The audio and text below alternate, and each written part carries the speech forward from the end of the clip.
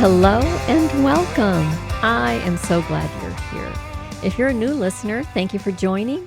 Please hit that follow or subscribe button and share this episode with people you know who may be considering divorce. Well, today, more couples are divorcing after age 50 than ever before. Yet, there is another phenomenon on the rise, and that's called the silent divorce. Many people experience this phase for years before deciding to divorce. And on the other hand, some people never divorce, and there may be financial reasons, or they still have children in the home, or because they think this is the way it has to be when you are older.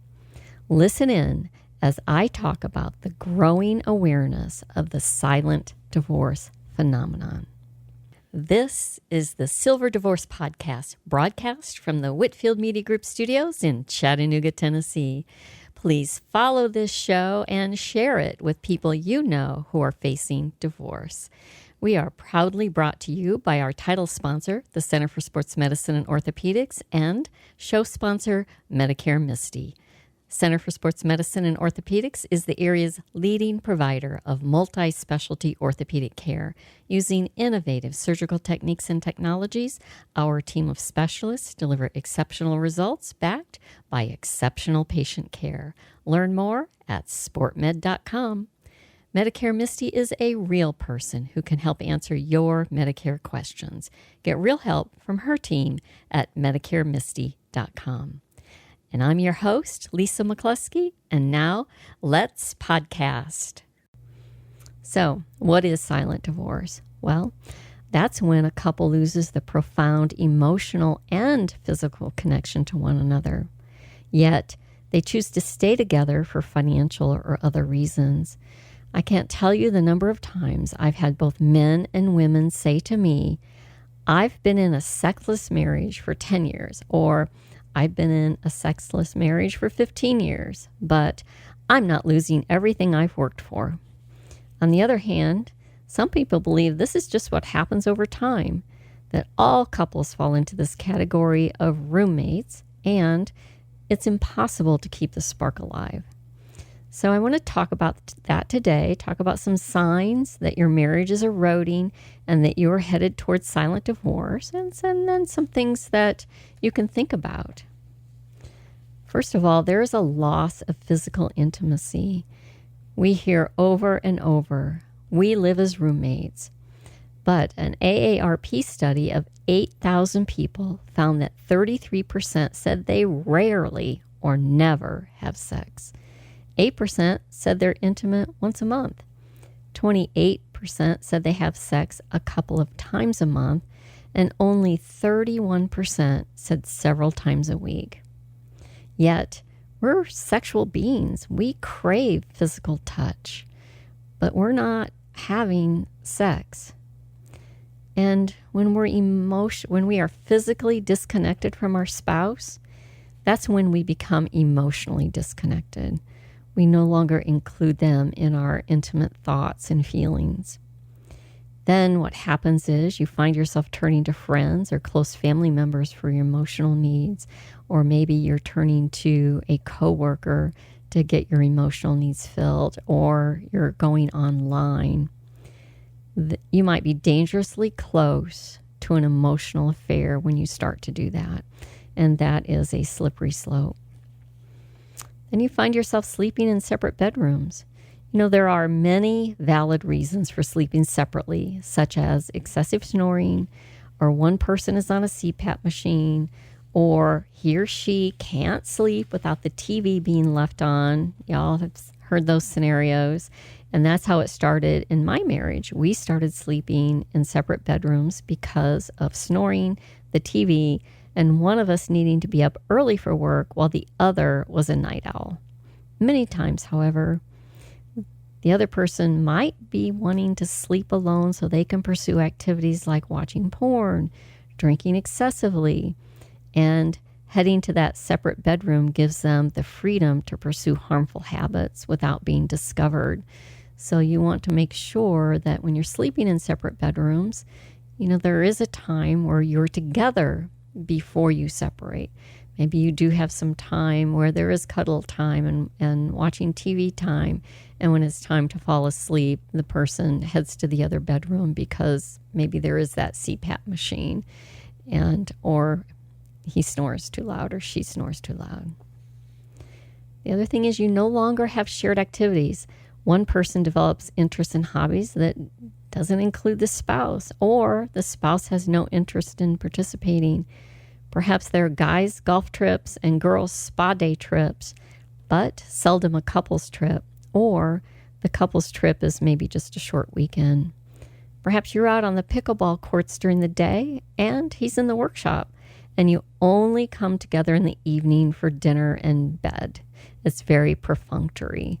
What happens is then the best part of your day is spent with other people. Essentially, you're living in the same house, but you're living parallel lives. On the show, The Four Seasons, it was said, it's like we work at a nuclear plant. We're both in the same room, staring at different screens. Is your time together really spent on separate activities? Are you maybe addicted to Monopoly Go or Candy Crush while your spouse is scrolling TikTok all night? You're physically in the same room, staring at separate screens. And then there are fewer attempts to communicate what's happening or at all. Your conversations become very transactional. What I mean by that is you might talk about upcoming bills to be paid, or that your car needs an oil change, or something that's happening with one of your children. But you don't discuss the state of your marriage. You don't talk about the goals for the future. If one's getting ready to retire, you don't talk about what retirement's going to look like.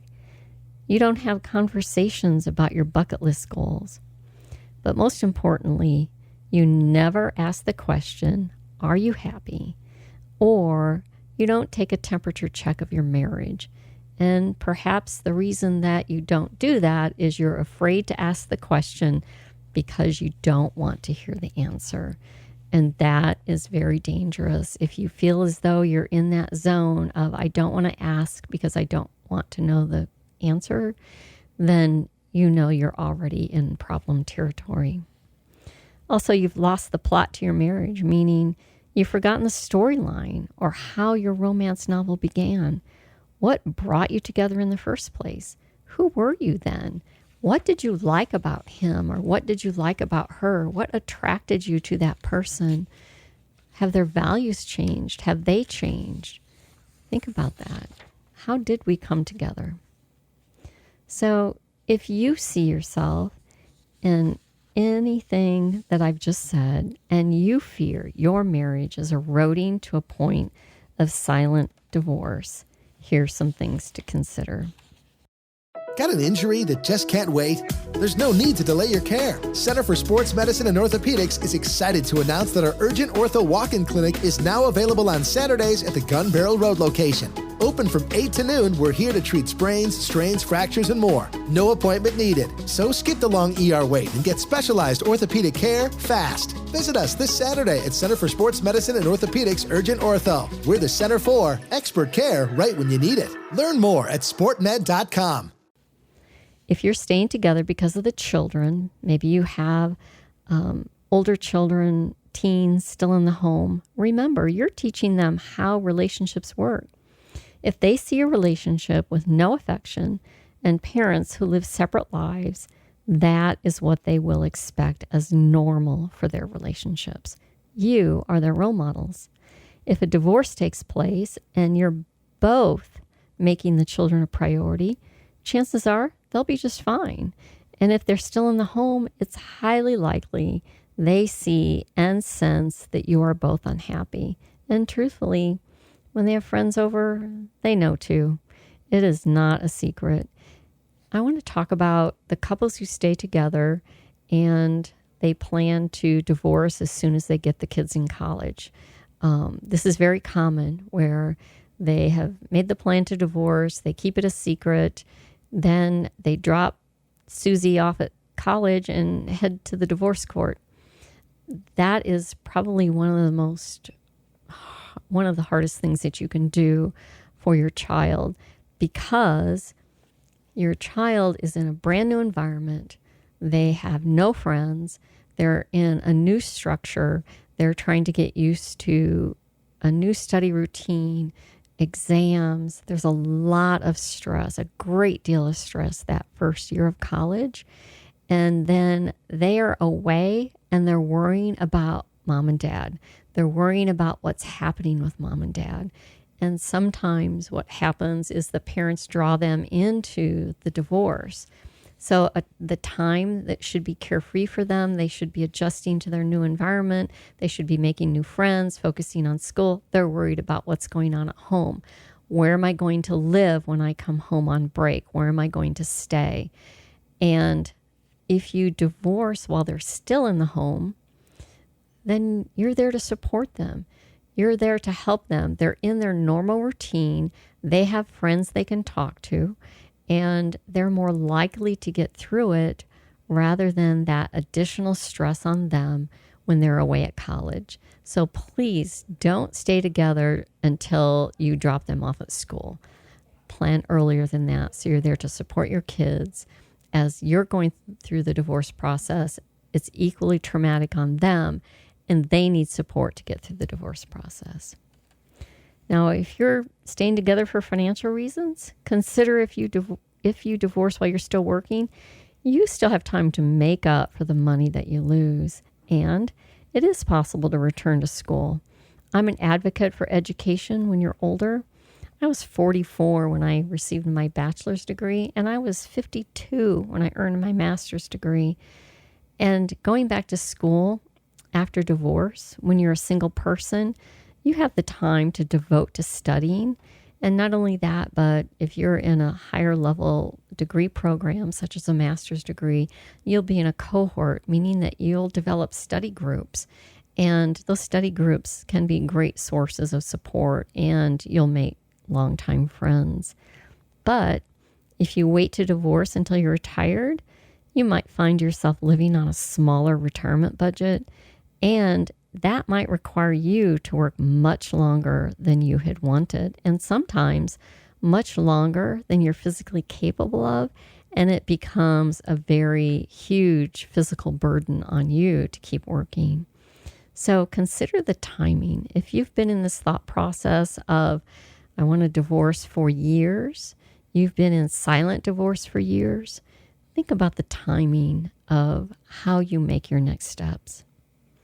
Author Matthew Frey, in his book, This Is How Your Marriage Ends, says, love does not die in a loud, dramatic way. It dies of 10,000 paper cuts, meaning it's the small, everyday hurt that causes us to withdraw from our marriage.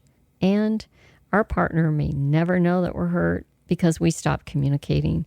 We think to ourselves, you know what? I have told him 1,000 times not to do that. Does that sound familiar? Oh, we may say, don't do that, but we may not have said what it is about that particular action that bothers us so much.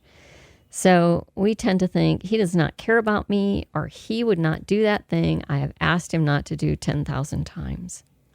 But yet, for him, he thinks, I don't know why she is making such a big deal out of this, another paper cut. And that's actually called, Matthew Frey calls it invalidation. We invalidate how our partner feels. Therefore, what our partner feels is wrong, so we don't take it into consideration. So dealing with a quiet, gradual withdrawal from the marriage can be exceptionally challenging if you have never stopped to have an open discussion on the state of the marriage. If you've never discussed whether you want to stay in the marriage, then everybody is operating on a different thought pattern. In my case, my husband never said that he wanted a divorce or he was considering divorce. It was not something that we talked about. We didn't talk about, are you happy in this marriage? That conversation never happened. And in those instances, when one person decides to move on for divorce without having had a hard conversation, it can lead to a very difficult divorce process because the hurt party can decide whether to make it easy or not. And I can tell you, in my case, I was very hurt. And so I wasn't not going to make it an easy process. In hindsight, I wish that we had had an open conversation, that if we had both agreed it was time to separate, then we could have gone through a more amicable process that caused less trauma to our family. So if you see yourself in any of what I've said, stop and think, what would my life be without this person? Consider making an appointment with a discernment counselor. Now, a discernment counselor can help you work through your thought process and come to a decision on whether to stay or go. So this discernment counselor, they don't help you make the decision. They don't tell you, here's what you need to do, but they help you work through your thought process so you come to a decision on whether you should stay or go. You can go as a couple and you work through that decision together. It's not marriage or couples counseling. It just helps you come to a decision-making point. So you're not languishing for years in this silent divorce phase of your marriage. Then, if the decision is to stay together, you transition to relationship counseling or couples counseling. I encourage you to listen to episode 20 with psychotherapist Ellen Holtzman as she discusses discernment counseling and the decision to stay or go. The decision to stay in a marriage that has entered into the phase of silent divorce, it's not an easy one to make. That's why many people languish in that phase for years. But I do encourage you, seek the help of a counselor. And if anything, start a conversation with a trusted friend, someone who will not just agree with you, but hold up the mirror and ask the hard questions. Both people in the marriage deserve this level of discernment. You've been married for 20, 30 years. You really do deserve to have honest conversations, think about your decision, and come to a decision-making point without going more years of living in this phase. Then, if you do that, and the decision is to stay, that you believe the marriage is worth saving as a couple, then commit to it 100%. You want to pursue a relationship where you feel it is definitely worth being married to this person. And there are many resources to help you come back together as a couple. So look at your marriage.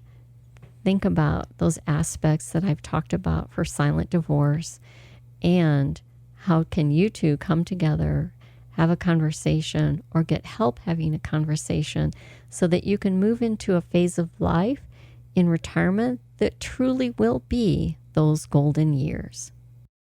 Please join me on the next episode of the Silver Divorce Podcast. I also ask you to do me a favor and please follow this show and share it with people you know who are going through divorce. I'd love to hear from you at silverdivorcepodcast@gmail.com. This podcast is brought to you by our title sponsor, the Center for Sports Medicine and Orthopedics, and show sponsor, Medicare Misty. Center for Sports Medicine and Orthopedics is the area's leading provider of multi-specialty orthopedic care. Using innovative surgical techniques and technologies, our team of specialists deliver exceptional results backed by exceptional patient care. Learn more at sportmed.com. Medicare Misty is a real person who can help answer your Medicare questions. Get real help from her team at medicaremisty.com. Whether you are considering divorce or maybe you're newly in the divorce process, we'll help you on your journey and tell you things your attorney might not tell you. Until next time, remember, divorce, it's just one event. It does not define who you are. I'm Lisa, and I'll see you next time.